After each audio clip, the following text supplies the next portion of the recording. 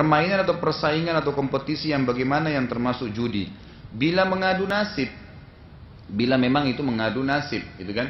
Mengadu nasib dalam arti kata kalau dia taruh dana, kalau tidak maka hilang semua, gitu kan? Itu namanya mengadu nasib. Seperti umumnya kimar, gitu kan? Alat-alat yang diputar dengan nomor tertentu, kalau kita tidak kena, hilanglah semua apa yang kita taruh di situ. Itu namanya judi, kan gitu? Itu tidak boleh.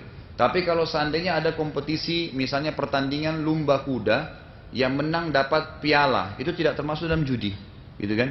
Karena sifatnya tidak ada yang hilang sebenarnya. Kita sedang olahraga. Kalau menang dapat itu, kalau enggak enggak. Yang judi itu kalau meletakkan satu pengorbanan di situ, itu baru judi. Assalamualaikum warahmatullahi wabarakatuh. Ustaz, saya muslimah, apakah boleh memasang foto diri sendiri dan beramai-ramai di Facebook atau BB? Terima kasih. Apa tujuannya dulu? Targetnya apa untuk pasang foto, gitu kan?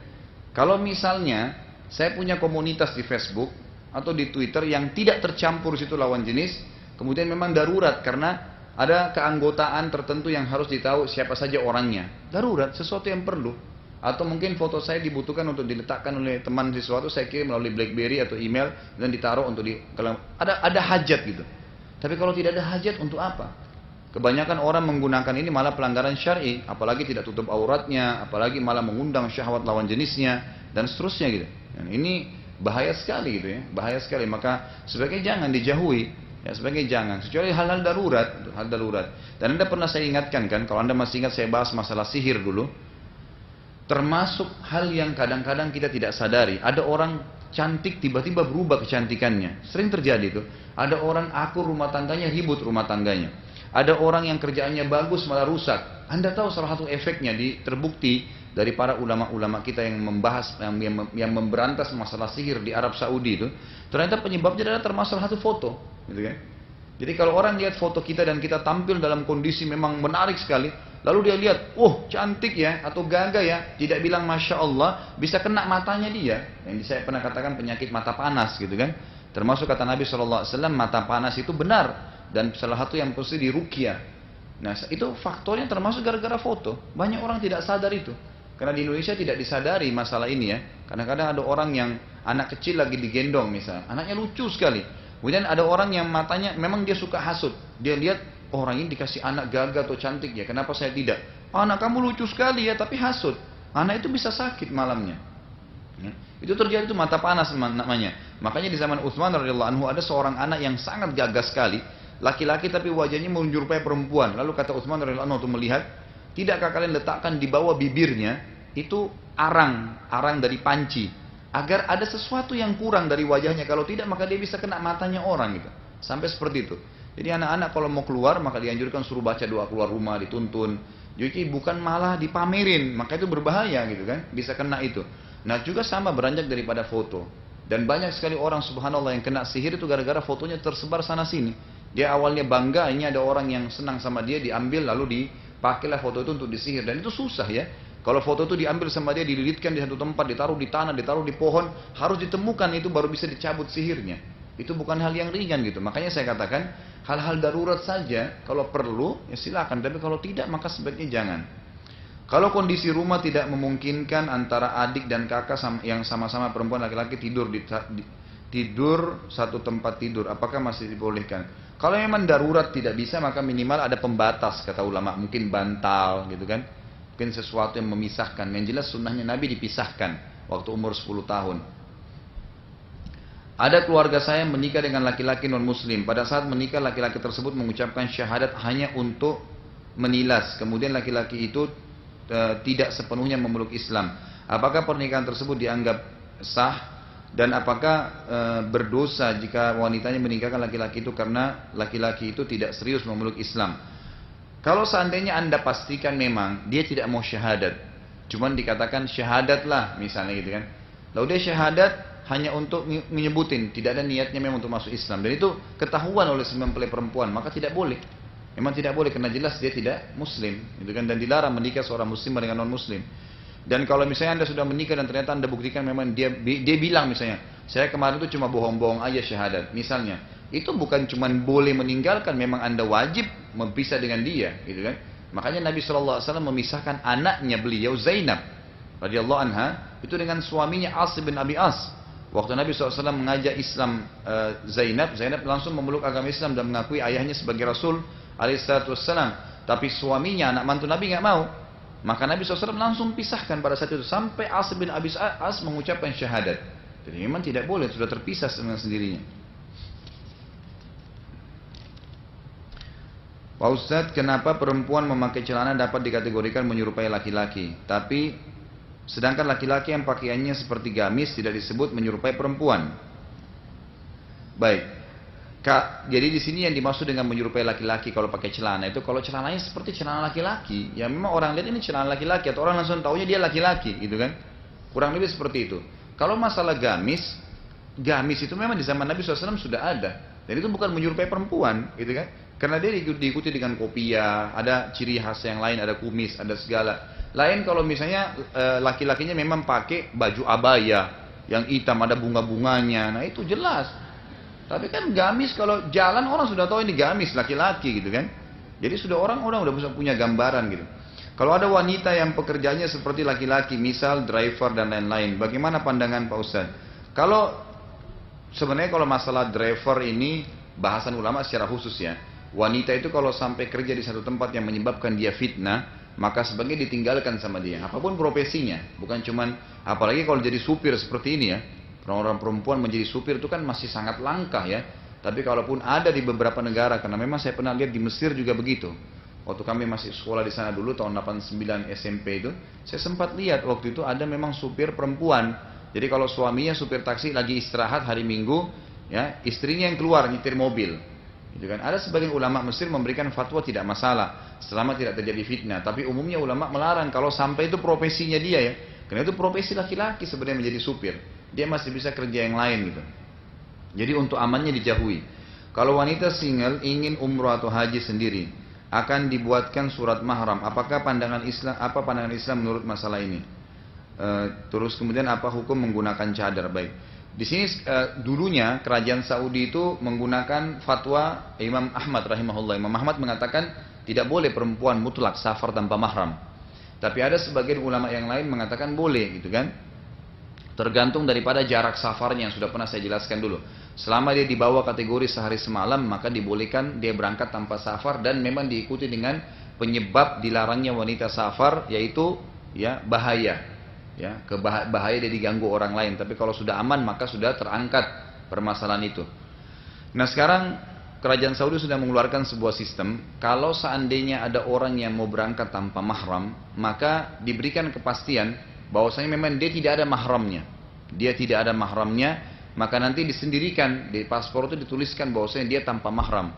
Karena sekarang Kedutaan Saudi pun sudah menghargai pendapat yang kedua tadi yang mengatakan bahwasanya boleh sebenarnya safar gitu kan dalam pendapat ini selama perjalanan kurang dari sehari semalam. Sementara dari Jakarta ke Saudi ke Jeddah itu 9 jam kurang dari 24 jam.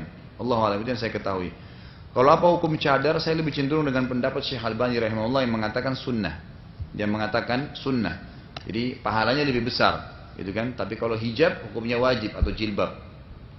Apakah wajib membaca basmalah ketika menyembelih hewan untuk dikonsumsi seperti ayam dan sapi? Karena ada yang bilang jika lupa membaca basmalah, baik sengaja maupun tidak sengaja hewan tersebut tetap halal untuk dimakan. Sebenarnya tidak yang saya temukan ya, jumhur ulama tidak mengatakan wajib, tapi hukumnya sunnah membaca basmalah. Jadi kalau dia niat ingin menyembelih karena Allah, itu sudah masuk di dalamnya, gitu kan?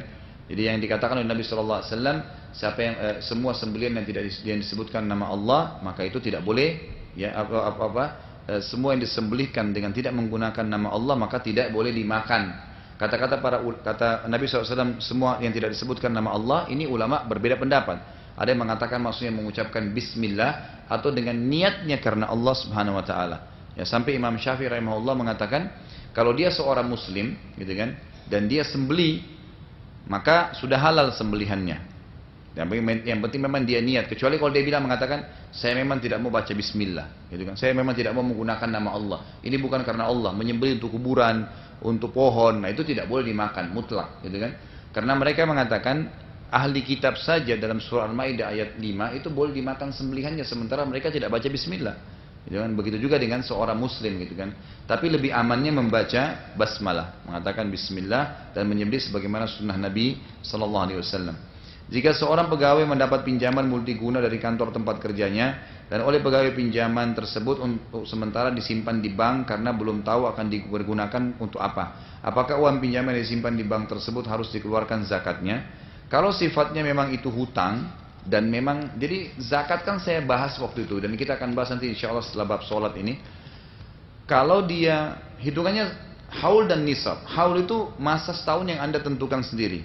Misal saya mau Ramadan ke Ramadan. Jadi Ramadan ini saya mulai hitung, Ramadan depan tutup buku, saya hitung semua akumulasi dana atau harta saya. Dikeluarkan kebutuhan dasar dan dikeluarkan juga hutang piutang. Sisanya kalau sifatnya itu memang bukan benda yang dipakai atau harta yang dipakai, simpanan atau investasi. Kalau misalnya kita beli rumah, niatnya untuk ditinggalin, maka tidak masuk zakat. Mobil dibeli untuk dipakai, tidak masuk zakat. Tapi kalau niat investasi, maka ada kewajiban zakatnya. Atau niat untuk disimpan, beli tanah nanti satu waktu baru saya jual, kalau sudah menguntungkan. Sudah niat masuk dalam kategori simpanan. Ya kan itu, walaupun dia tidak investasikan murni semuanya, maka sudah masuk dalam kategori kena zakat. Tapi kalau seandainya uang kita mau pinjam sama teman-teman pinjamin, instansi pinjamin.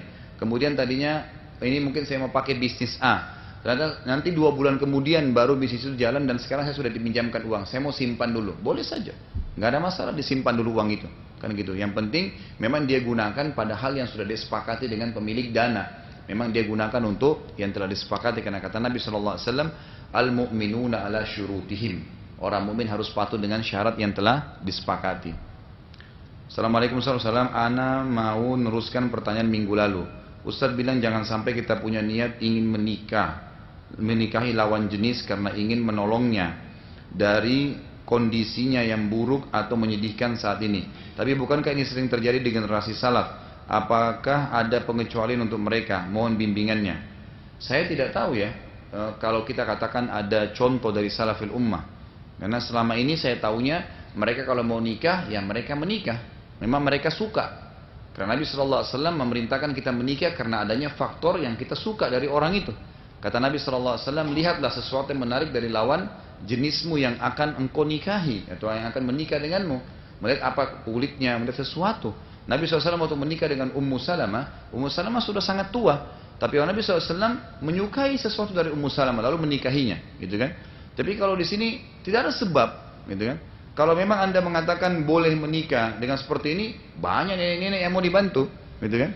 Silakan, boleh saja. Ada nenek-nenek kesian yang sudah bungkuk-bungkuk, ya silakan bapak-bapak yang mau nikahi boleh. Yang kalau menurut saya bukan itu, gitu kan? Jadi memang karena ada sebab faktor yang membuat Anda mau menikahinya. Kalau memang ada contoh dari salaful ummah mereka karena ingin membantu, murni yang mau membantu, itu silakan nanti tolong disampaikan kepada saya, nanti kita bisa diskusikan masalah ini. Dan yang kedua, bagaimana kita bisa tahu kalau mimpi itu datangnya dari Allah atau dari setan? Sudah 3 hari berturut-turut teman saya dimimpikan kalau kiamat akan tiba. Adakah artinya? Jadi ada buku yang pernah saya jelaskan itu namanya Ensiklopedia Mimpi. Tulisannya Ibnu Sirin rahimahullah. Ulama tabi'in yang masyhur. Jadi mimpi itu panjang ya. Yang jelas kesimpulannya ada 2 macam. Ada ru'yah, ada hilm. Kalau ru'yah itu adalah sesuatu yang merupakan dari Allah. Maksudnya di sini ru'ya sebagaimana sabda Nabi SAW, ru'ya sadiqah, mimpi yang benar bagi orang yang beriman. Jadi syaratnya harus orang itu beriman kepada Allah, gitu kan? Mimpi yang benar bagi orang yang beriman, gitu kan? Itu adalah bagian cabang daripada bagian kenabian, ya, kemujizatan Nabi. Nah kalau hilm sudah dari setan. Bagaimana kita membedakan keduanya? Ibnu Sirin menjelaskan, kalau ru'ya itu umumnya dikarenakan orang ini dekat dengan Allah Subhanahu Wa Taala, maka Allah mimpikan dia. Mimpinya itu juga dijabarkan lagi menjadi 2 cabang. Yang pertama, bisa saja dia mimpi sesuatu yang baik, yang akan dia dapatkan. Misal dia mau umroh atau dia mau haji, dia lihat dia sedang pakai ihram, dia lihat dia sedang tawaf, dia lihat matahari terbit di dekat Ka'bah. Itu semua berarti isyarat dia akan berangkat ke sana. Atau bisa saja dia mimpi karena dia pernah beriman lalu dia berbuat salah. Lalu Allah Subhanahu Wa Taala ingatkan dia dengan cara dimimpi dia masuk neraka. Dia mimpi dia disiksa oleh Allah, gitu kan? Nah itu juga termasuk mimpi yang baik, ru'ya shadiqah. Kalau mimpi yang buruk dari setan, umumnya adalah mendorong pembangkitan syahwat. Seperti sampai ulama mengatakan kategori orang yang mimpi junub itu dari setan, gitu kan? Mimpi junub itu dari setan. Makanya dalam riwayat sahih dikatakan Nabi SAW tidak pernah mimpi junub. Tidak pernah mimpi junub gitu kan. Itu memang waswas syaitan yang masuk dalam masalah mimpi seperti ini. Atau mimpi membangkitkan syahwat ya. Atau syaitan mau kita tergoda dengan seseorang lawan jenis kita yang kita akan ketemu mungkin 2 hari lagi di acara perkawinan. Syaitan atau ketemu di acara keluarga atau ketemu di jalan, syaitan buat kita mimpi seakan-akan berhubungan biologis sama orang itu. Kemudian pada saat kita ketemu yang kebayang adalah mimpi itu. Itu bisa terjadi dari hilm, gitu kan? Ini hilm membangkitkan syahwat. Atau hilm biasa menyesatkan manusia. Misal menyesatkan dari jalan Allah Subhanahu wa taala. Ada orang mimpi misalnya melihat dia ke kuburan orang tertentu, lalu dari kuburan itu keluar ya suara yang mengatakan kamu sekarang sudah tidak perlu sholat. Kamu sudah akan saya maafkan, kamu akan saya ampuni dan seterusnya, seakan-akan Allah ada di situ. Nah ini semua menyesatkan, gitu kan? Menyuruh seseorang melanggar, bagai kepada dukun, gitu kan? Atau dia berzina dengan seorang wanita, maka ini dan dia termotivasi untuk itu, maka itu termasuk hilm. Ya, jadi dia terdorong untuk melakukan pelanggaran-pelanggaran agama. Atau malah setan mimpi yang hilm juga termasuk menakut-nakuti dia. Seperti kata para ulama, dia jatuh dari jurang, gitu kan? Atau dia digigit oleh binatang. Ya, seperti di Indonesia ada orang bilang kalau digigit ular itu mau menikah. Saya kan pernah bilang kalau nenek-nenek mimpi bagaimana? Masa mau nikah juga, gitu kan? Jadi ini pemahaman yang salah. Itu bisa bagian daripada hilm. Jadi cara membedakannya kurang lebih seperti itu dengan ciri-cirinya. Kemudian keduanya juga ini Ibnu Sirin mengatakan disatukan untuk menjabarkannya, untuk mentakwilkannya dengan kondisi tempat yang dia hidup. Misal kalau di India misalnya dengan di Thailand, kalau orang mimpi dapat gajah, misalnya, maka itu berarti dia akan mendapatkan rezeki, gitu kan? Karena itu adalah simbol ke sesuatu yang baik gitu loh di negara itu. Tapi kalau di Indonesia misalnya orang mimpi gajah berbeda, mungkin takwilnya berbeda gitu kan? Dan ini harus kembali kepada ahlinya yang menakwilkan itu, orang-orang yang sudah paham, gitu kan? Tidak boleh sembarangan kita menyampaikan. Jadi tergantung. Kalau di Indonesia misalnya tiba-tiba mimpi salju turun, nah ini bukan berarti positif kata Ibnu Sirin. Artinya malah tidak baik karena negara itu tidak terkenal dengan saljunya. Tapi kalau di Indonesia mimpinya hujan, nah itu berbeda, gitu kan? Berarti ada maknanya karena negara itu masyhur dengan kegiatan itu. Kurang lebih seperti itu.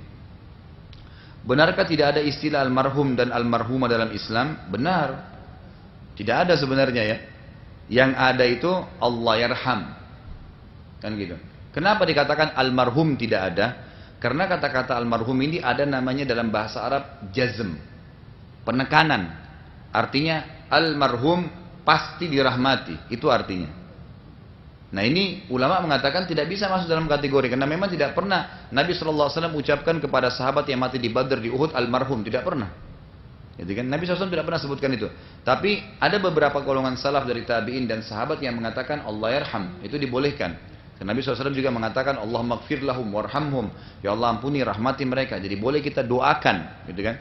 Boleh dalam fi'lul mudhari' yang kata-kata mengatakan Allah yarhamuhu misalnya, semoga Allah merahmatinya. Jadi fi'l mudhari' itu adalah kata kerja yang akan datang atau sementara terjadi. Atau kita menggunakan fi'lul madhi, sesuatu yang sudah lewat. Kita mengatakan rahimahullah atau rahimahallah, yang berarti doa juga, semoga Allah merahmatinya, semoga Allah ya merahmati dia laki-laki atau dia perempuan. Jadi kata-kata almarhum tidak ada. Lebih fatal lagi kalau digunakan untuk orang non muslim.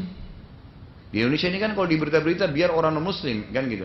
Itu hari salah satu pimpinan perusahaan besar di Indonesia, saya sudah sebutkan namanya, mati. Almarhum ini meninggalkan istri dan anak begini. Ini almarhum nggak bisa dipakai.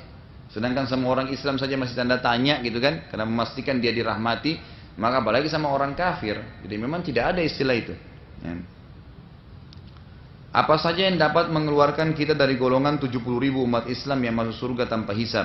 Dan ana pernah dengar di satu kajian kalau jumlah yang masuk surga tanpa hisab lebih dari itu. Seperti satu orang membawa 70.000 orang dan seterusnya. Benar Ustaz?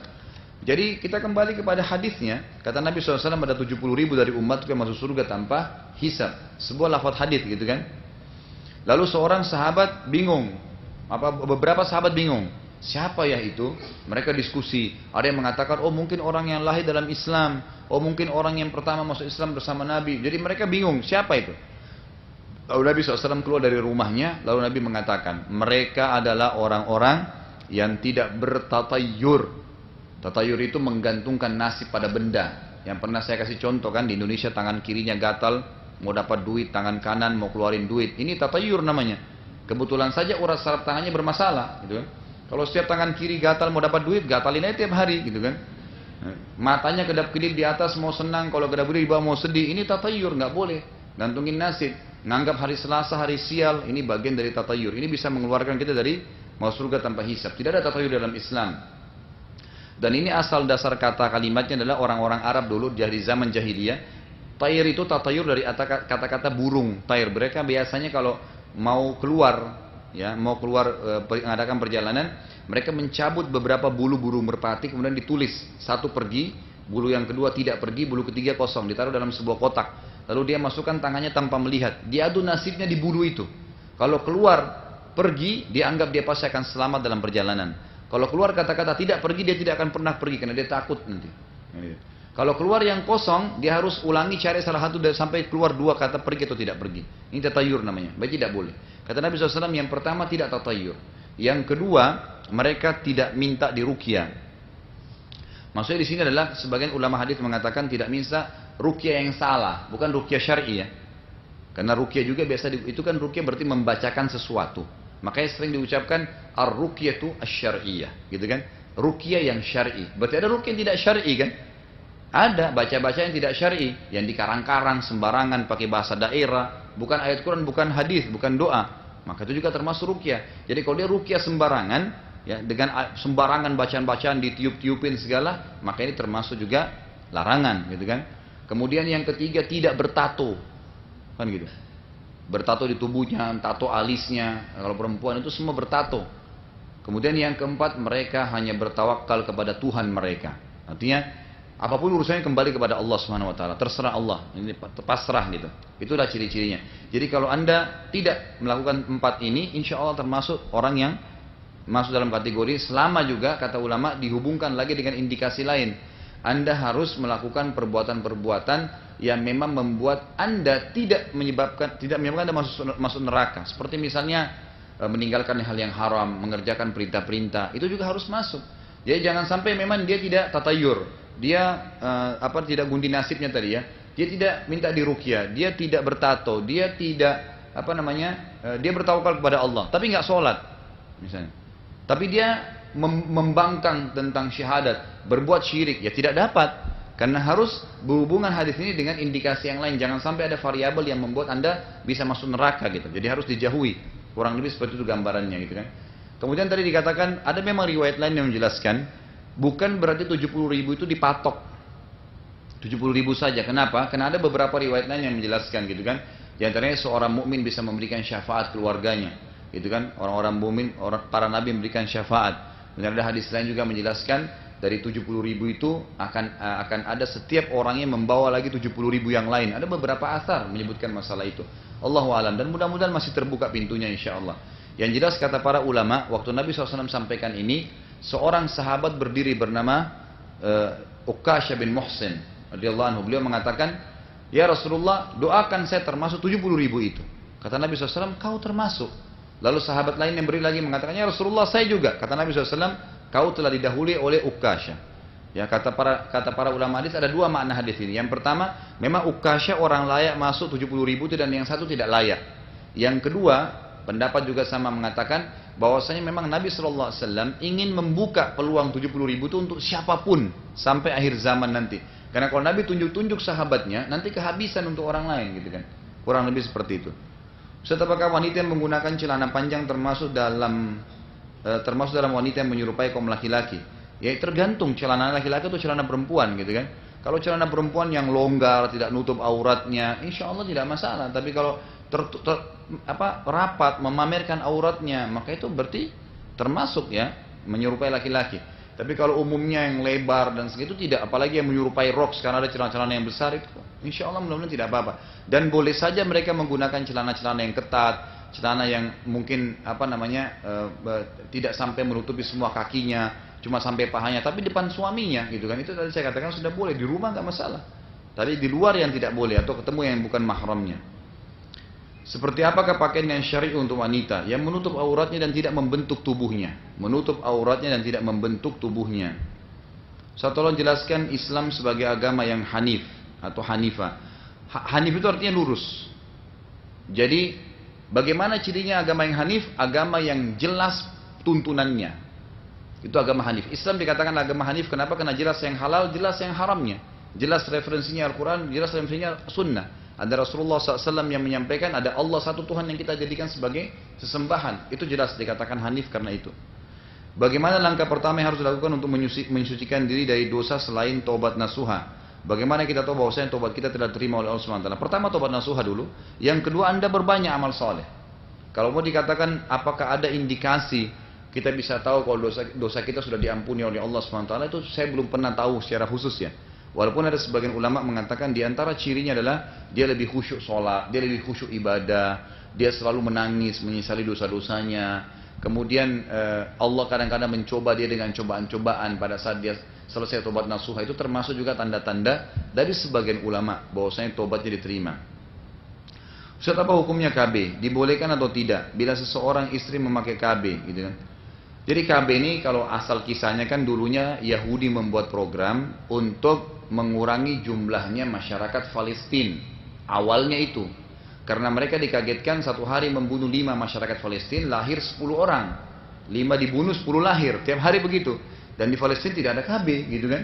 Maka mereka buat untuk itu. Lama-lama dikembangin jadi program internasional untuk memerangi umat Islam. Saya tulis di tesis S2 saya temukan salah satu statement yang disampaikan oleh Perdana Menteri Inggris pertama kali, kalau tidak salah tahun 1930-an, itu pertama kali dikeluarkan itu, dia mengatakan kita harus memasukkan alat ini, ya pembatasan keturunan ini kepada umat Islam agar meredam pertumbuhan mereka. Memang awalnya programnya untuk itu, tapi lama-lama karena dia sudah mulai di program internasional, orang sudah mulai melupakan sebab asal muasalnya, kemudian dikembangkanlah. Akhirnya ulama melihat kalau memang itu digunakan ada maslahatnya memang benar. Gitu kan, tidak ada madarat bagi seorang muslimah, karena kebanyakan orang yang habis KB susah hamil lagi gitu kan, umumnya begitu. Pada saat mereka berhenti maka susah gitu kan untuk kembali lagi hamil, sementara hamil adalah sebuah perbuatan ibadah yang besar bagi seorang muslimah gitu kan ya. Sebagaimana kata Nabi SAW, wanita ahli surga adalah wanita yang banyak melahirkan dan penuh dengan kasih sayang gitu kan, berarti ada motivasi. Wanita kalau meninggal dalam keadaan dia hamil atau dia melahirkan berarti dia mati syahid, itu berarti fadilah yang besar bagi seorang muslimah gitu kan. Jadi mereka mengatakan kalau seandainya dipastikan tidak ada indikasi, tidak ada bahan-bahan haram, tidak ada madarat bagi seorang muslimah, boleh. Itu pun dengan syarat bukan mengikuti program asalnya, yaitu mencukupkan anak 2 tapi mengatur jarak keturunan, boleh. Lalu Anda tanya, kira-kira kalau tidak KB harus pakai apa? Anda kan sudah KB ini baru sekitar 70 atau 80, ambillah 90 tahun, 100 tahun yang lalu. Sebelumnya bagaimana caranya orang kalau tidak mau punya keturunan? Anda dikenal dalam agama namanya azal.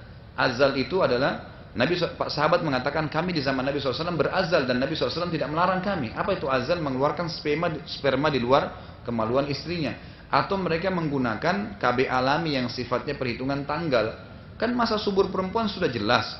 Kapan sel telurnya terbentuk? Itu kan hanya beberapa waktu sebelum haid dan sesudah haid kan? Cuma beberapa hari. Kalau selain itu berhubungan walaupun berulang-ulang tidak akan hamil karena tidak ada sel telurnya. Walaupun spermanya banyak. Maka itu bisa dilakukan sebenarnya. Perhitungan tanggal itu insya Allah sudah ribuan tahun berjalan dan itu sudah sunnatullah. Jadi tidak memakai alat pun bisa sebenarnya.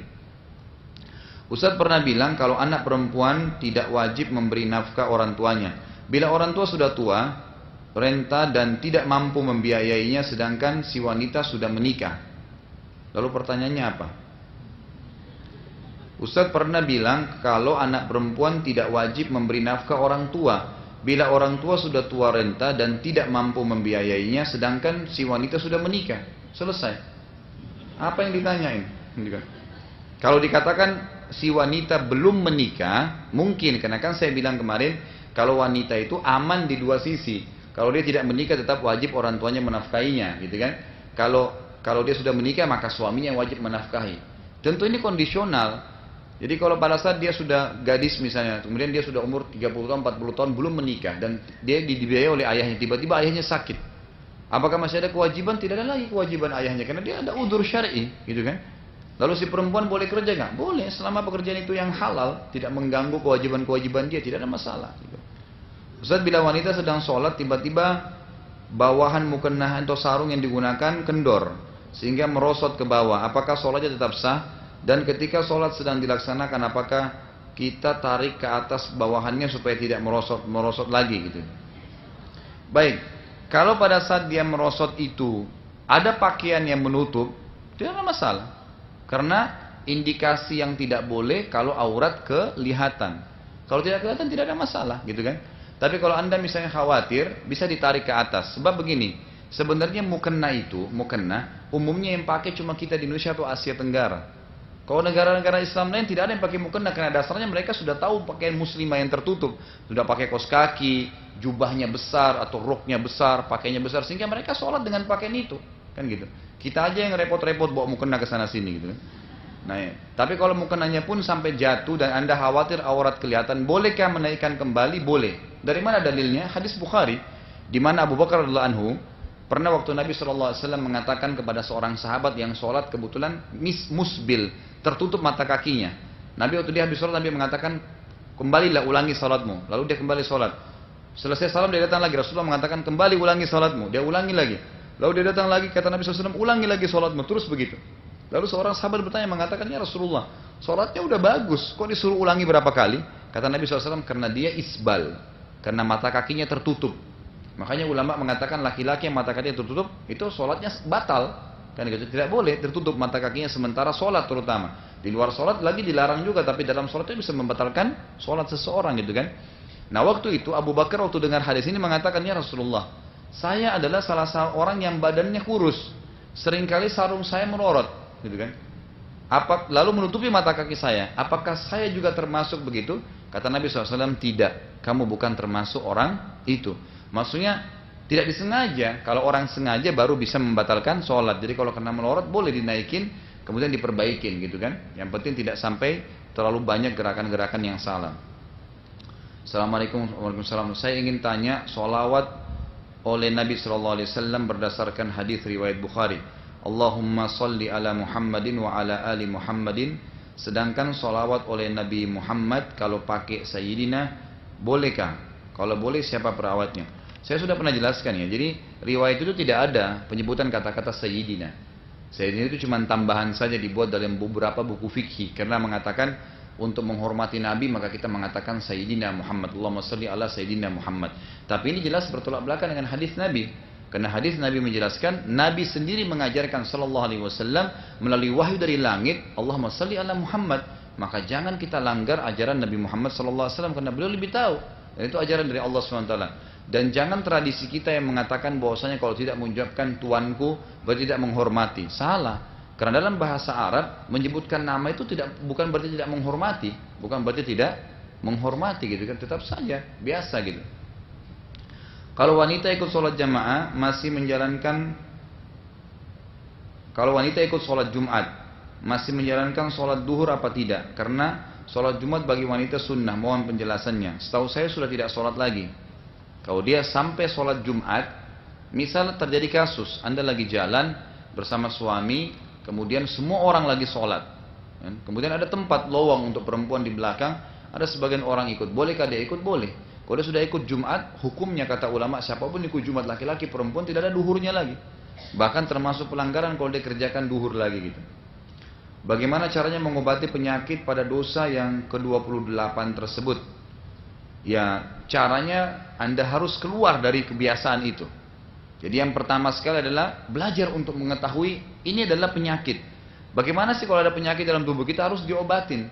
Mulai dari cara jalan, mulai dari cara berbicara, memang belajar, ya, melawan itu, coba memperbaiki. Kemudian cara berpakaian, teman-teman kita yang tadinya mungkin lawan jenis diganti menjadi sesama jenis kita, sehingga memang kembali kepada fitrahnya dia, itu bisa, insya Allah biidznillah. Jadi kita dengan cara mengubah pola itu, karena itu salah. Sama dengan orang yang sudah jelas-jelas sakit mah, dilarang makan gini, tapi tetap aja dia makan, dia tidak mengubah, tidak bisa, maka berbahaya buat dia, harus diubah. Pada sewaktu Nabi Nuh alaihissalam membawa hewan-hewan sepasang ke kapalnya untuk diselamatkan dan dari banjir besar. Apakah hewan-hewan sejenis binatang buas dan sebisa ikut diangkut seperti harimau, ular, singa dan semuanya dan seterusnya? Kata ulama semuanya dibawa. Jadi dengan izin Allah SWT semua yang hidup sekarang dari jenis hewan dan jenis manusia, gitu kan? Maksudnya yang kulit putih, kulit hitam, segalanya seperti ada turunan di Eropa, di Afrika, segalanya itu semuanya ada di zaman Nabi Nuh alaihissalam. Karena memang waktu itu terjadi kiamat kecil, ya, yang membanjirkan semuanya hancur, gitu kan? Maka yang ada di kapal Nabi Nuh itulah yang berkembang biak setelahnya. Maka ulama mengatakan semua jenis hewan ada, di antaranya yang berbisa dan seterusnya. Sewaktu Wahsy sang pembunuh Hamzah datang pada Nabi SAW dan menyatakan keislamannya, Nabi SAW memaafkannya, tapi beliau bersabda, menjauhlah Wahsy dariku jika engkau dapat melakukannya. Hal itu apakah disebabkan karena Nabi SAW masih sakit hati dengan Wahsy? Kalau tambahan yang mengatakan Nabi SAW mengatakan menjauhlah dari saya belum pernah tahu ya. Tapi yang saya tahu memang Wahsy setelah membunuh Hamzah di perang Uhud, kemudian dia masuk Islam setelah itu, jauh setelah itu, ya, kepada pembebasan kota Mekah. Lalu Wahsy sempat mengatakan kalimat begini, kan Wahsy ini dia bunuh pamannya Nabi Hamzah, tapi dia juga membunuh Musailam al-Kadzab. Siapa itu Musailam al-Kadzab? Adalah orang yang mengaku sebagai Nabi di zaman Nabi SAW, di akhir hidup Nabi. Maka Wahsy mengatakan, aku terus merasa berdosa dengan membunuh Hamzah, sampai aku membunuh Musailam al-Kadzab. Ini dibalas dengan yang itu. Itu yang saya tahu riwayatnya, Allahu a'lam.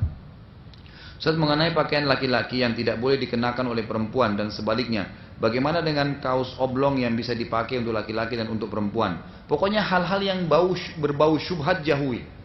Yang anda ragu-ragu kira-kira ini laki-laki atau perempuan ya jauhi aja. Cari baju laki-laki untuk anda laki-laki. Yang perempuan cari baju perempuan. Udah nggak usah cari masalah gitu ya. Baik, contoh kasus. Apabila suami istri bercerai dan meninggalkan seorang anak, anak tersebut sekarang sudah dewasa. Pertanyaannya, apakah seorang ayah akan diminta pertanggungjawaban di akhirat nanti jika si anak tersebut melanggar hukum Allah atau berdosa, sedangkan ayahnya sudah bercerai ketika si anak tersebut masih kecil dan belum sempat mendidiknya? Tentu pada saat bercerai pun, ada kan namanya hak asuh ya. Kalau dalam pemerintahan juga itu, dalam pengadilan juga ada. Siapa yang diberikan hak asuh, misalnya si ibu yang diberikan, maka ibu itu berarti yang potensinya lebih besar bertanggung jawab. Si ayah yang pisah rumah punya kewajiban memberikan nafkah. Dia tidak bisa menghubungi masalah pendidikan. Dia bisa memberikan masukan, tapi hak asuh mutlak. Kalau pindah ke tangan dia hak asuh, bakal dari tanggung jawab dia. Insya Allah kalau dia sudah memberikan nafkah yang halal, kalau ada yang salah dia tahu, dia coba nasihatin, maka sudah gugur kewajiban dia. Pertanyaan saya, apakah betul boleh menggabungkan dua jenis puasa dalam satu hari, misal sunnah dengan wajib atau sunnah dengan sunnah? Yang saya tahu sunnah dengan sunnah, itu kan saya sudah jelaskan. Misalnya puasa 6 hari Syawal dengan Senin Kamis, puasa Senin Kamis misalnya dengan Ayyamul Bid, kan gitu, sunnah dengan sunnah. Tapi sunnah dengan wajib nggak boleh bayar utang Ramadan atau puasa nazar disambung dengan Senin Kamis, nggak boleh. Kan seperti nggak bolehnya sholat qabliyah duhur sunnah dilakukan dengan sholat duhurnya, itu kan, itu tidak boleh. Ini boleh karena saya sudah tanyakan waktu itu, saya hadir dalam majelis di Masjid Nabawi, Masjid Syekh Abu Bakar, lalu saya tanyakan, Syekh hukumnya bagaimana, bisa nggak ini? Lalu beliau mengatakan boleh, beranjak daripada hadis innama a'malu binniyat. Ya, kalau masalah sunnah dengan sunnah. Dan juga ada hadis Nabi mengatakan almaru malikul nafilatihi. Seseorang pemilik amal-amal sunnahnya, dia boleh batalin puasanya, dia boleh lanjutin, terserah dia. Kan gitu, dia mau sholat sunnah, dia tidak mau sholat, terserah dia, beda dengan wajib. Ada beberapa hadis yang menunjukkan adanya sholat tasbih, namun menurut pandangan jumhur ulama mengatakan bahwa hadis tersebut dhaif. Akan tetapi beberapa ulama fikih menetapkan sholat tasbih dalam bab fikih. Bagaimana menyikapi sholat tersebut? Memang khilaf tentang riwayat itu. Apakah memang riwayat itu sahih atau hasan atau dhaif? Jadi memang tidak sampai sahih. Ada yang menghasankan mengatakan boleh, kan gitu. Yang mengatakan dhaif mengatakan tidak boleh. Tapi umumnya Allah alam yang saya ketahui terakhir itu pendapat Syekh Albani rahimahullah. Semoga saya tidak salah di sini ya. Yang saya tahu itu dalam buku beliau mengatakan hadisnya sampai pada derajat hasan setelah diteliti kembali gitu. Khusus masalah salat tasbih. Teman saya seorang Nasrani menyerahkan sejumlah dana untuk disalurkan ke rumah yatim piatu. Sedangkan sebenarnya amal dari seorang muslim akan tertolak. Tapi saya tetap menyalurkannya. Bagaimana seharusnya saya menyikapinya? Boleh saja diterima, nggak masalah. Tapi tidak ada nilai pahala bagi dia, gitu kan? Tidak ada nilai pahala bagi dia karena menyebabkan pahala dicatat itu karena keislaman. Sebagaimana kata Nabi kata Aisyah radhiyallahu anha dalam hadis Bukhari, ya Rasulullah, Ibnu Jud'an. Ibnu Jud'an ini seorang kafir di zaman Quraisy yang terkenal baik sekali, suka memberikan makan orang, membantu orang miskin dan seterusnya. Tapi dia kafir. Kata Aisyah, ya Rasulullah, apakah bermanfaat bagi dia amal-amalnya karena meninggal dalam keadaan kafir? Kata Nabi SAW, tidak bermanfaat karena dia belum pernah mengatakan aku beriman kepada Allah. Jadi dia tidak beriman, kafir kondisinya.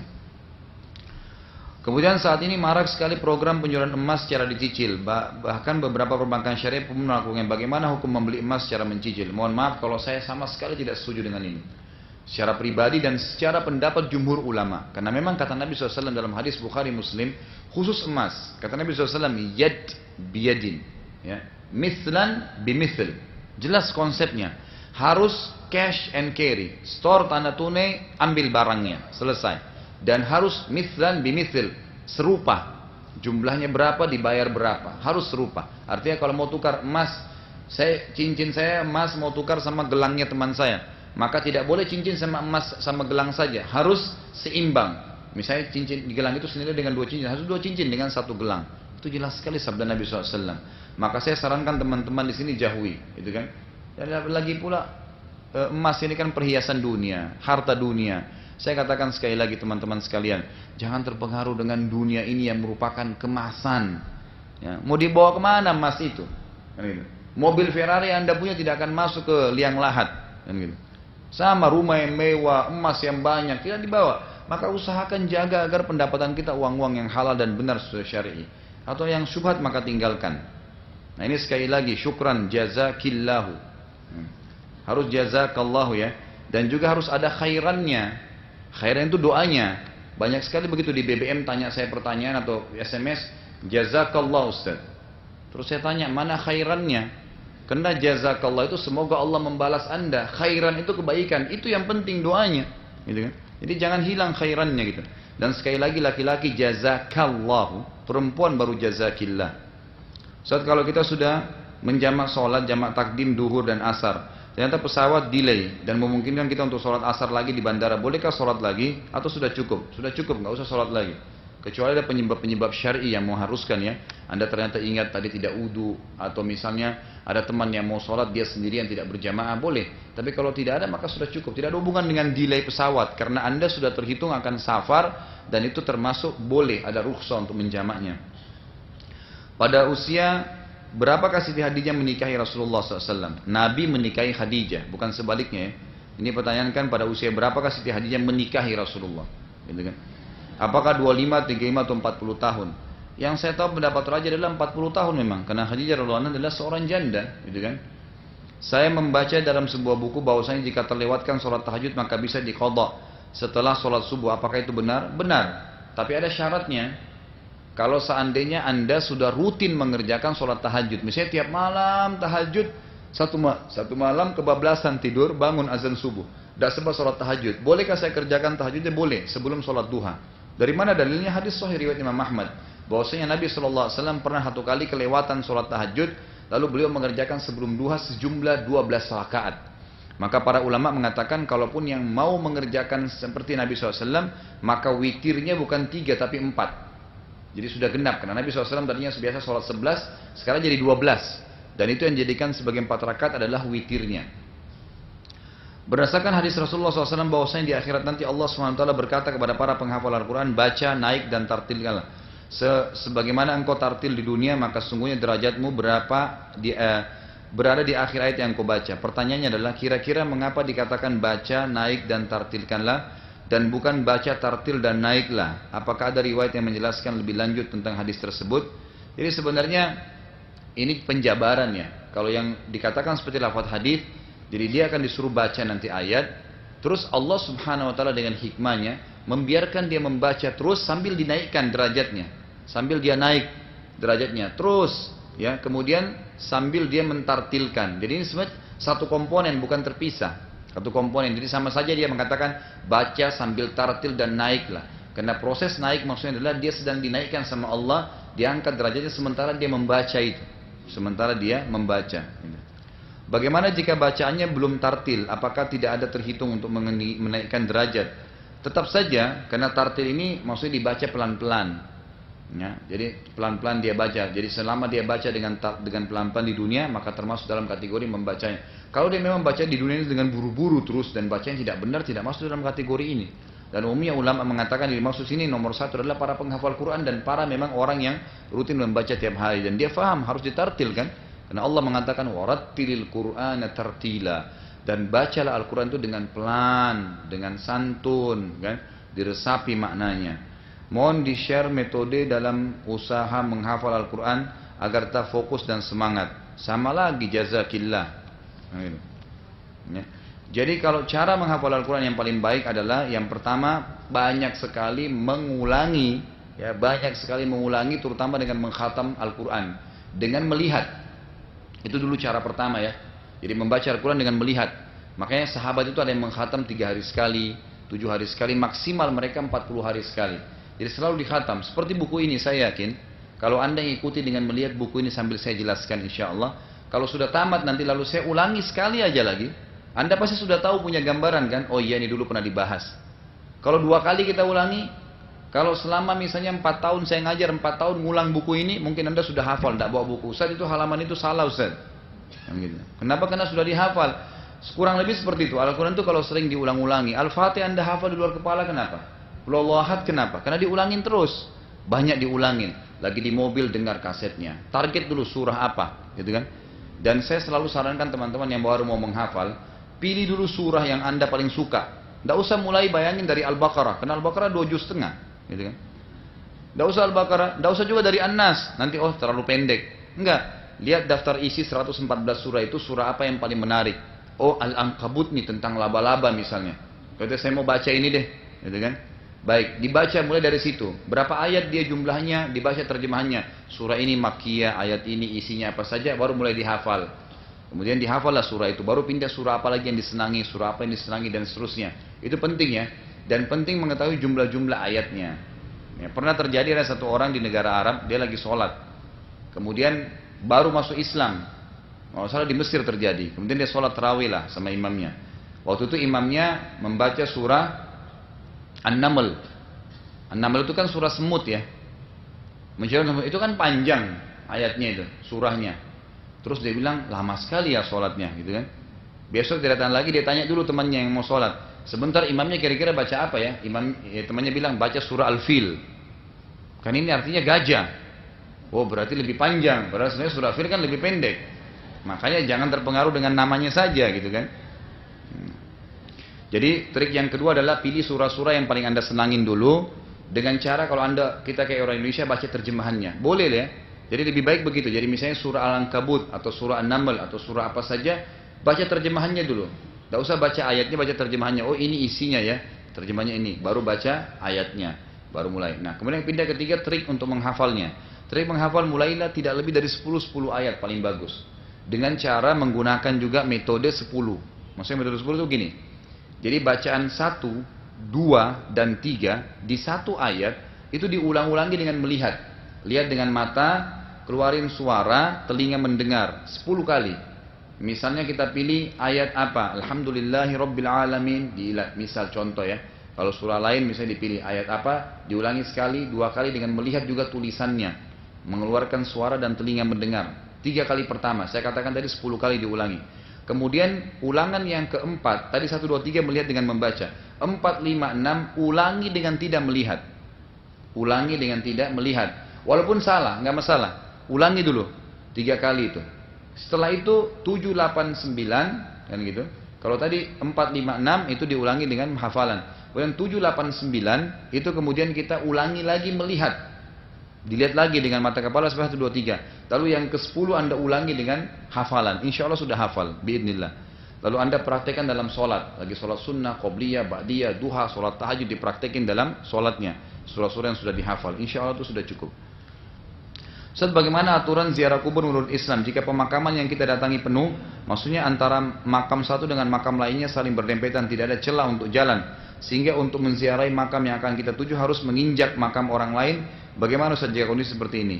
Tetap bisa, ya. Saya yakin, misalnya ini makam seseorang, sebelahnya makam dempet. Kan itu ada garis, ada minimal di pinggiran. Yang dilarang itu adalah menginjak tengahnya kuburan. Itu yang dilarang. Tapi kalau di pinggirannya itu auto lewat, itu tidak ada masalah. Ya, itu tidak ada masalah. Bagaimana dengan amal ibadah orang yang menyerupai perempuan untuk banci? Apakah diterima atau tidak? Diterima. Kalau seorang banci sholatnya diterima nggak? Diterima. Sama halnya ada perempuan tidak pakai jilbab, Kemudian begitu azan dia bawa mukena kayak banyak di kantor-kantor kita. Bawa mukena, kemudian sholat pakai mukena atau tutup auratnya rapi sekali. Selesai sholat buka lagi, telanjang lagi keluar, gitu kan? Baik, sekarang pertanyaan, sholatnya sah kah? Sah sholatnya. Karena waktu dia sholat, dia tutup aurat. Tapi dia berdosa dengan tidak tutup aurat di luar sholat. Jadi nggak ada hubungannya. Bancinya dia berdosa karena menyerupai laki-laki atau menyerupai perempuan. Tapi di sini kalau dia sholat dan sholatnya benar, nutup aurat, hadap kiblat, bacanya benar, gerakannya benar, ya sah. Nggak ada hubungannya dengan perlakuannya itu. Gitu kan? Apakah benar tidur di waktu maghrib itu tidak boleh untuk perempuan yang sedang tidak sholat? Banyak orang yang bilang tidur di waktu maghrib adalah pamali. Saya tidak pernah tahu kalau tidur maghrib ya. Yang saya tahu itu adalah tidur asar. Itu memang ada tidur ada yang dimakruhkan oleh sebagian ulama karena ada sebuah hadis yang khilaf di antara ulama tentang apa kesahihan riwayatnya, tapi ada yang menghasankannya. Itu kata Nabi SAW, siapa yang tidur habis asar maka bisa saja akal fikirannya hilang, gitu kan? Jadi ada yang sedikit dari anda ulama hadis yang menghasankan ini dan mengatakan lebih baik orang hati-hati. Lebih baik orang hati-hati untuk tidur habis asar. Kalau disunnahkan tidur malam atau tidur siang itu yang disunnahkan. Atau dikenal dengan kailulah. Ya, pada waktu siang sebelum duhur atau antara duhur dengan asar. Bolehkah mengenakan celana panjang untuk pakaian dalam? Ini sudah tadi ya. Karena saya menggunakan baju longgar di luar. Saya menggunakan ini karena khawatir tersingkap. Sudah boleh, tidak ada masalah. Ustaz, saya pernah baca artikel jika seorang dilahirkan sebagai wanita, lalu setelah dewasa wanita tersebut bertukar jenis kelaminnya menjadi laki-laki, terjadi secara alami. Itu yang saya pernah baca, Ustaz. Lalu bagaimana perlakuan terhadap seseorang tersebut, Ustaz? Apakah dia tetap sesuai fitrahnya sebagai wanita yang terlahirkan atau seorang pria yang pada saat itu? Sementara seseorang tadi telah menikah, ya, dengan laki-laki. Setahu saya, Allahu alam ya. Kalau dia tadinya laki-laki tiba-tiba dewasa jadi perempuan, ini aneh ini. Ini mungkin ada sihir, ya, ada sesuatu, nggak mungkin. Kalau normal nggak mungkin. Kalau dikatakan secara alami itu nggak mungkin. Bisa terjadi hanya satu dalam satu keadaan kalau dia disihir. Jadi dalam kasat matanya orang dia berubah kelamin, padahal sebenarnya tidak.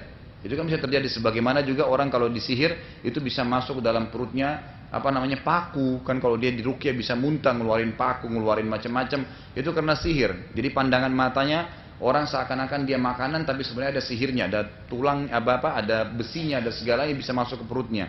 Itu pandangan mata. Tapi kalau berubah secara alami itu nggak mungkin. Itu nggak mungkin. Jadi sudah jelas. Anda boleh tanya dokter siapapun, secara ilmu medis nggak mungkin, secara agama nggak mungkin. Ya, tidak pernah terjadi memang itu. Allah Subhanahu Wa Taala penciptanya menciptakan itu semua dengan fitrahnya yang benar, laki-laki dan perempuan. Inna khalaqnakum min dzakarin wa unsa. Kami ciptakan kalian laki-laki selamanya sampai meninggal, perempuan ya perempuan sampai meninggal.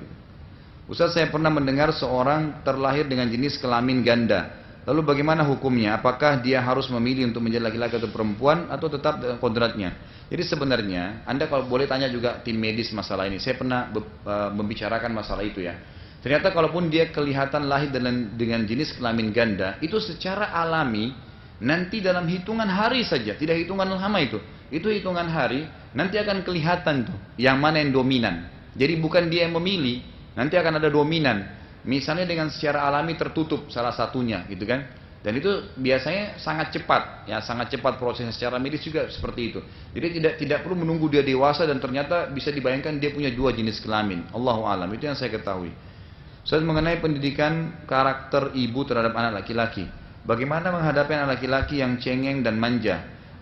Akan sulit mencari penyebabnya. Maka saya mohon kiat-kiat atau saran dari Ustadz agar bisa menjadikannya laki-laki tangguh sesuai ajaran Islam yang mampu menegakkan kalimat Allah SWT. Umur anak saya kurang lebih 7 tahun. Jadi anak laki-laki kan saya katakan tadi ada sifat kepemimpinannya. Biasanya pemimpin itu lebih suka untuk dihormatin. Ya, kita didik dia dengan cara menyampaikan argumen. Dan salah satu kiat yang paling baik adalah jangan pernah menganggap terus-menerus anak kita anak kecil. Jadi walaupun dia masih bayi, masih kecil, masih anak-anak, apalagi kalau sudah 7 tahun, itu diajak bicara seperti orang dewasa. Itu akan membantu dia nanti membuka wacana dia dan akhirnya dia bisa menangkap apa yang diinginkan oleh orang tuanya. Jadi dibahasakan baik-baik. Allahu alam. Yang saya tahu Nabi SAW waktu mendidik Anas bin Malik, mendidik Ali bin Abi Thalib dan beberapa Zaid bin Haritha, Usama bin Zaid, sahabat-sahabat yang masih muda-muda, Abdullah bin Abbas, Abdullah bin Umar, Nabi SAW selalu kalau ketemu dengan mereka itu bicara seperti orang dewasa. gitu kan? Sehingga mereka tumbuh menjadi orang-orang yang dewasa sementara umurnya mereka masih kecil, gitu kan? Umur masih kecil. Mereka sudah bisa tangkap apa yang diinginkan oleh Nabi SAW dengan terus menganggap. Karena kadang-kadang kita gini, kamu masih anak-anak, kamu gini, terus dianggap anak-anak. Dan ini penyakit sampai besar loh. Kadang-kadang kalau orang tua yang tidak bisa memahami proses pertumbuhan anaknya, walaupun anaknya sudah tua, sudah menikah pun, tetap dalam wacana dia seperti anak dia waktu masih kecil dulu, tetap disalah-salahin. Padahal anaknya sudah dewasa, sudah menikah. Nah ini perlu diperbaikin, kurang lebih seperti itu. Jadi didewasakan dia dengan kondisi diajak komunikasi dengan apa adanya. Kalau dia salah tetap dibahasakan, tidak usah anggap dia anak-anak. Kamu salah nak, karena hadis mengatakan begini, Allah melarang begini. Dibahasakan, insya Allah itu akan cukup, gitu kan? Kalau masalah anak itu cengeng, memang secara kejiwaan juga dalam ilmu tarbiyah itu dikatakan anak laki-laki itu biasanya lebih cenderung manja dibandingkan anak perempuan. Yaitu manja itu sebenarnya karena dia ingin disokong ya, ingin dijunjung gitu ya, ingin dijunjung, kurang lebih seperti itu. Jadi memang masalah cengengnya itu sebenarnya masih berhubungan dengan karakter dia juga. Biasa aja kita hadapin gitu kan, ya hadapin apa adanya, diberikan bahasa. Kalau dia menangis dalam kondisi dia salah, dibiarin dia menangis, tidak masalah. Dibiarin dia menangis, nanti dia tidak akan menangis lagi yang kedua kalinya karena dia sudah tahu dia nangis awal untuk membetulkan kesalahannya itu salah. Ya, kurang lebih seperti itu. Jadi jangan sampai dia nangis lalu kita, oh kesian ya gini, padahal sebenarnya dia lagi dalam kondisi salah. Kecuali dia masih bayi ya, karena bayi nggak ngerti. Tapi kalau sudah masuk sin rushd 7 tahun ini berarti sudah harus dilakukan hal yang sama. Bagaimana menghadapi yang sebaliknya, yaitu anak perempuan yang tangguh, tidak mudah cengeng, namun sedikit agak maunya sendiri. Tetap sama, dia hadapi anak-anak itu dengan cara menganggap mereka dewasa, bahasakan apa yang kita inginkan. Lalu dialihkan kepada hal-hal yang fitrahnya perempuan, gitu kan? Hukum-hukum syari berhubungan dengan masalah perempuan dibacakan untuknya.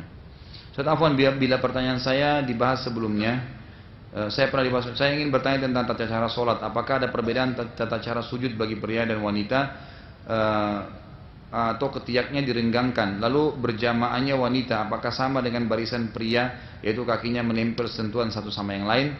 Apakah ada rekomendasi buku tentang sholat wanita? Karena kendala saya adalah teman berjamaah saya tidak bisa diberitahukan dengan lisan.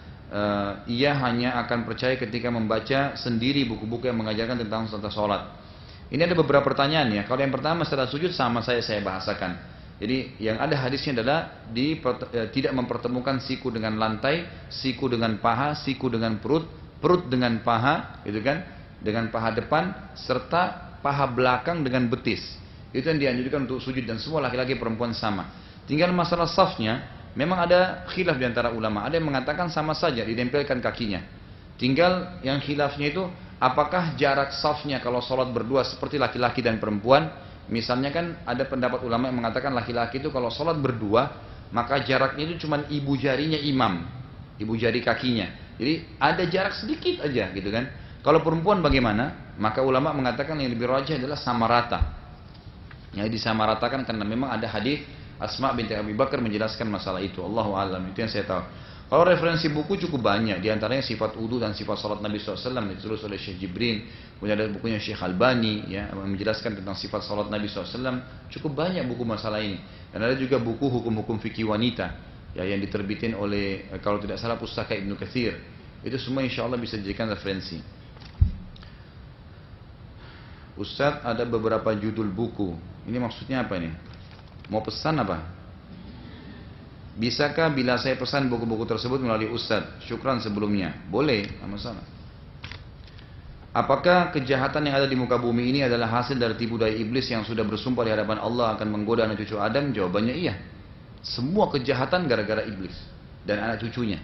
Makanya kata Nabi SAW, iblis punya singgasana di lautan yang setiap hari anak cucunya melapor kegiatan kejahatan. Saya baru buat ini, saya baru buat itu, sampai ada sampai ada anak cucunya yang mengatakan saya baru menceraikan suami istri, lalu diangkat oleh iblis didudukkan di sebelahnya. Kata-kata Nabi SAW yang mengatakan iblis punya singgasana di lautan tiap hari anak cucunya melaporkan semua keburukan, berarti semua perilaku itu disebabkan oleh dia. Ataukah ada mekanisme lain kejahatan di muka bumi yang Allah turunkan ke muka bumi? Tidak ada. Yang sudah jelas Allah cuma mengatakan syaitan musuh kita, tidak ada yang lain. Makanya kata ulama yang jelas, yang mengikuti jalan Allah akan jauh dari syaitan. Yang jauh dari jalan Allah berarti jalan syaitan. Tidak ada jalan yang ketiga. Seperti halnya ada laki-laki dan perempuan, ada malam dan siang. Itu kan tidak ada opsi yang lain gitu. Ustaz, saya ingin bertanya apakah boleh melamar seorang wanita yang sudah dikhidbah, tetapi syarat sah khidbah tadi sudah dilanggar, misalnya laki-laki dan perempuan tersebut bermesraan seperti suami istri, khitbah yang benar dalam Islam itu seperti apa? Apa dengan mengenakan pasangan dengan orang tua itu disebut khitbah? Kalau khitbah dalam Islam itu adalah menentukan, menyepakati, mengiyakan si wanita dan walinya mengatakan baik kami setuju. Kemudian sudah dikatakan kami setuju, tinggal menentukan tanggal atau hari. Maka itu sudah terima, itu namanya sudah khitbah. Tapi kalau seseorang cuma melihat kan, atau baru menanyakan, itu bukan khitbah namanya. Itu bukan khitbah. Kemudian yang saya tangkap tadi misalnya, dikatakan syarat khitbah batal gara-gara keduanya sudah bermesraan. Saya tidak pernah tahu ini termasuk syarat gitu kan. Kalau seandainya ada orang yang sudah bermesraan dengan lawan jenisnya, lalu Anda sudah tahu, lalu Anda pergi meramal, melamar lagi orang ini, tanda tanya menurut saya gitu kan. Kalau orang yang sudah melakukan perbuatan maksiat, jangan dijadikan sebagai pasangan. Sekali lagi Anda ingin cari jodoh, gitu kan? Saya sarankan membuka mata Anda, masih luas bumi Allah dan masih banyak makhluknya Allah. Jangan terus-menerus terkurung di bingkai mengatakan saya kalau tidak nikah sama orang ini saya bisa mati. Nanti mati benar, gitu kan? Sama dengan orang yang mengatakan saya kalau seandainya tidak minum kopi pagi hari kepala saya pusing, pusing benar nanti. Kan kalau ada kopi, ada teh, ada susu, minum saja bismillah nggak apa-apa. Anda punya Allah, Tuhan yang maha melihat, minta kepada Allah. Ya Allah kalau orang ini baik, mudahkan. Kalau tidak baik, gantikan. Itu minta sama Allah, digantikan insya Allah. Masih banyak orang lain. Dan jangan kurung sekali lagi diri kita di masalah bingkai yang kita bangun sendiri. Dan ingat, dunia hanya sebentar, kita akan lalui. Jangan terlalu rewel di dunia ini, yang penting kita sudah punya harta-harta yang kita siapkan untuk panen di akhirat nanti. Itu yang paling penting bagi kita. Dan alhamdulillah sudah selesai. Kalau ada benar dari Allah, kalau ada salah dari saya mohon dimaafkan. Subhanakallahumma bihamdika asyhadu an la ilaha illa anta astaghfiruka wa atubu ilaik. Assalamualaikum warahmatullahi wabarakatuh.